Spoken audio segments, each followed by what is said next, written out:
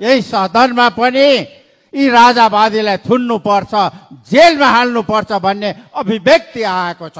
हो, हामी राजा चाहिन्छ यो देशमा भन्ने पार्टीका मान्छे हौं सभासदज्यू। देश अस्तव्यस्त अवस्थामा छ।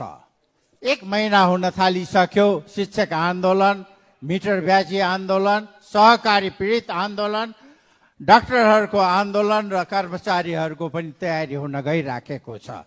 नयाँ नयाँ भ्रष्टाचार काण्ड आइराखेको छ। पोखरा इन्टरनेसनल एयरपोर्ट र भैरवा इन्टरनेसनल एयरपोर्टको बर्मा लुटको कथा बजारमा छर्लङ्ग आइराखेको छ।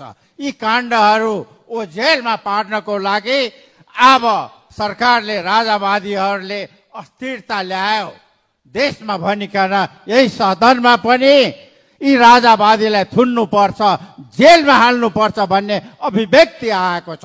हो, हामी राजा चाहिन्छ यो देशमा भन्ने पार्टीका मान्छे हौं सभासदज्यू। यदि हामीबाट कुनै कमी कमजोरी भएको छ भनेदेखि कारबाहीको सजाय भोग्न हामी तयार छौं।